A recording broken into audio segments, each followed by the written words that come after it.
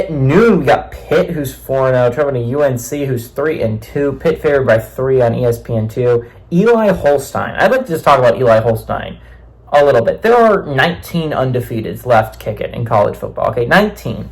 And for the most part, I knew a little bit about almost every single quarterback. Now, Group of Five's a little bit exceptions, right? I didn't know much about their quarterbacks, but you're talking about Power 4 teams.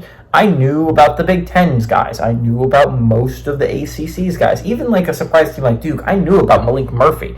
I knew about the SEC guys. I knew the Big 12 guys, at least a little bit, right?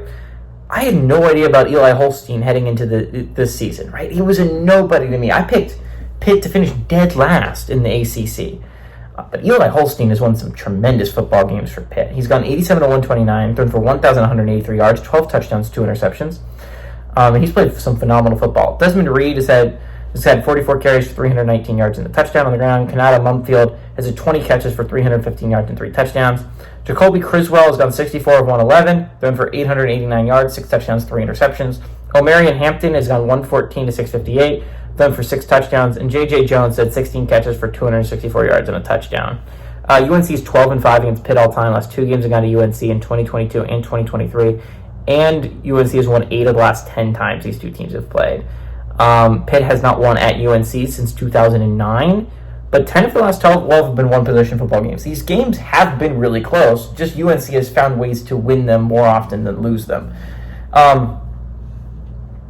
This is a really interesting game, and I understand that everyone's going to be focused on Missouri A&M, and it's like, oh my god, Louisville SMU is a pretty solid football game, right? But I think some unranked games go under the radar, even if they have an undefeated team playing in them, and Pitt's an undefeated football team.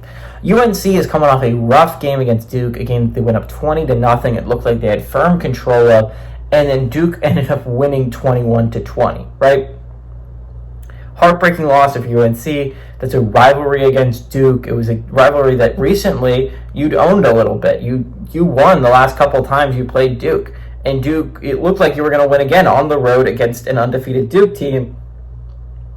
Coming off a heartbreaking loss against James Madison, like one where you got absolutely destroyed by James Madison at home, it felt like a good get-right game for UNC. And then they let Duke back into it. They let Duke win the football game. I mean, Duke's one of the luckiest undefeated teams. We'll go into that a little bit.